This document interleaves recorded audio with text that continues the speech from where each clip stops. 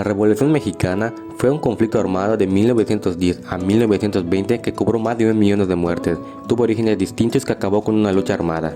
Tiene como antecedentes el Porfiriato, en donde Díaz, aunque impuso un gran avance tanto político como económico e impuso la paz en México, existía una gran desigualdad en su población, en donde solo unos pocos podrían aprovechar esas riquezas. En 1910, cuando Porfirio Díaz decidió que su población estaba lista para elegir a su gobernante, las clases altas y medias propusieron a Bernardo Reyes como candidato, pero cuando este eligió a un miembro de su grupo científico,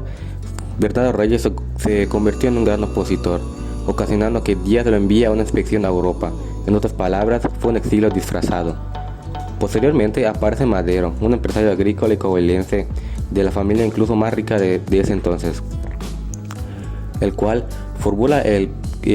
partido antirreeleccionista, que contó con el apoyo de los reyistas, quienes entre 1905 y 1909 hacen contacto con todo el territorio mexicano.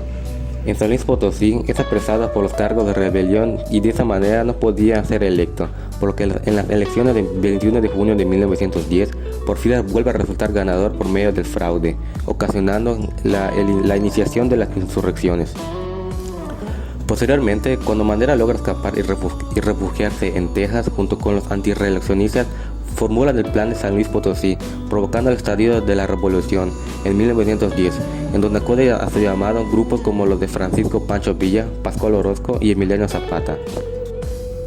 El 10 de noviembre se dieron varios estallidos en Chihuahua, Coahuila, Veracruz, Morelos, en donde encendieron la chispa de la revolución. Iniciadas las insurrecciones, Villa y Orozco toman la ciudad de Juárez, en donde posteriormente el grupo opositor también conquistaría Chihuahua, Baja California y zonas costeras de Veracruz, y continuamente ciudades como Torreón, Cuautla, Agua Prieta, Iguala, hasta que el ejército federal se vio completamente rebasado. Así, el 25 de mayo de 1911, en Ciudad Juárez, los maderistas llegan a un acuerdo con los representantes de Díaz, donde, así, el 25 de mayo de ese mismo año, Díaz renuncia y se va a París, en donde moriría 4 años después, nombrando a León de la Barra como presidente interino. El 6 de noviembre de ese mismo año, Madero toma la presidencia junto con Pino Suárez como vicepresidente, en donde se crea una ley que elimina la reelección. Aunque su gobierno sufrió muchas críticas, también existía el problema de Zapata en el sur con su demanda agraria y de su resistencia de Villa en el norte, por lo que no tiene más opción que utilizar al ejército federal a mano de Victoriano Huerta como líder, que posteriormente se convertiría en su problema principal, debido a un golpe militar en la Ciudad de México, protagonizada por los restos porfiristas, por lo que entre el 9 y el 18 de febrero de 1913 ocurre lo que se conoce como Decena Trágica. Madero, en un intento de poner orden, le da el mando a Huerta, que con una jugada electoral con la embajada estadounidense apresa a Madero obligándolo a su renuncia. Así, el 22 de febrero de 1913, las tropas trasladaban a los prisioneros que con una simulación de ataque planificada por Huerta, agredían a Madero. Una vez Huerta en el poder, tenía las mismas bases económicas que el gobierno maderista y además hace un préstamo en donde en vez de apoyar a la economía, lo invierte en el ejército federal para poder hacer frente a las rebeliones que se avecinaban. En este transcurso surgen figuras claves como son Venustiano Carranza en Coahuila, Villa en Chihuahua, Álvaro Obregón en Sonora y Zapata en el sur, contra el ejército viejo de la dictadura. Así, Carranza lanza el Plan de Guadalupe en contra de Huerta para regresar al orden constitucional, recibiendo el nombre de constitucionalistas. El presidente de Estados Unidos, Woodrow Wilson, ocupa el puerto de Veracruz el 21 de abril de 1914, debido a las recientes disputas entre Villa y Carranza para evitar que Huerta siga en el poder,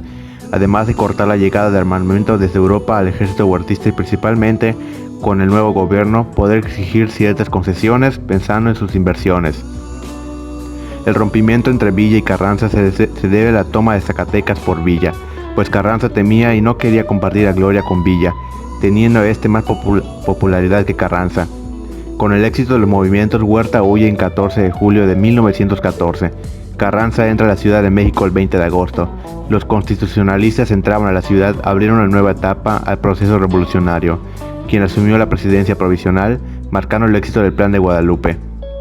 Huerta manda a negociar a Obregón con Villa el reconocimiento de su gobierno, y con Zapata refrenda su bandera de lucha con el Plan de Ayala, que decía: una convención de todos los jefes revolucionarios del país debería elegir el gobierno. es decir, la posesión de Villa y Zapata era ofensiva con Carranza. En octubre de 1914 se crea una convención en Aguascalientes en donde Zapata se niega a reconocer la soberanía de la Asamblea y expuso que Carranza renunciaría al poder. Al aprobarse el plan de Ayala en Aguascalientes, el carrancismo pasó por un momento difícil, pues se propagaba la fuerza de los sectores de Villa y Zapata, quienes se unieron en ese momento dado. Al fin y al cabo, Eulalio Gutiérrez, con apoyo de esos caudillos, se vuelve presidente, aunque posteriormente se refleja una traición, pues comenzó a conspirar a favor de Carranza y Obregón.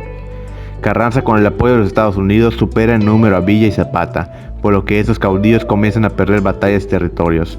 En 1915, Carranza hace una ley que atiende la cuestión agraria, mostrando además que tiene una proyección de Estado, por lo que llama a una reunión panamericana con los representantes de Argentina, Chile, Brasil, Bolivia, Uruguay y Guatemala, que intentar solucionar el conflicto mexicano, en donde el 9 de octubre de 1900, Obregón lideró el levantamiento militar que obligó a Carranza a huir de la capital.